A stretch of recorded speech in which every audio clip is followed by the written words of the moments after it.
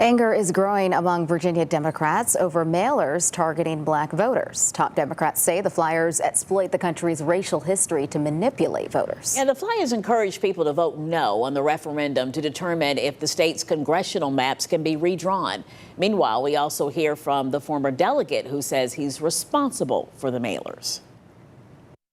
They are the mailers that have so many people talking and angry. These mailers are deeply offensive and deceptive. Images of the civil rights movement invoking Jim Crow, saying they want to silence your voice, sent to African Americans to encourage them to vote no on the redistricting referendum, determining if congressional maps will be redrawn to favor Democrats. When I see people sending mailers using images from the civil rights movement, brave men and women facing down the KKK, people who marched, who bled, who died for the right to vote, to try to trick black voters in Virginia, I take that very personally. House Speaker Don Scott and Senator Mamie Locke described voting yes on the referendum as a way to punch back at President Trump's demand that some states redraw congressional districts to favor Republicans ahead of the midterms. We're going to punch back.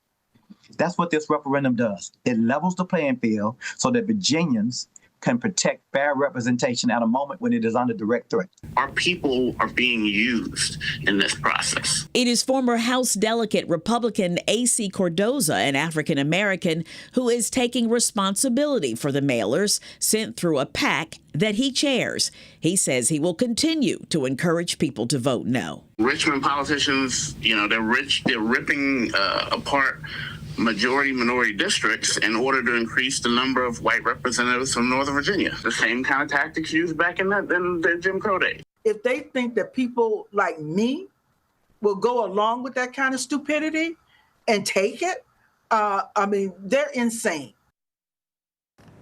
And the NAACP is also strongly condemning the mailers, calling them deceitful. The referendum will be on the ballot April 21st. Early voting is already underway.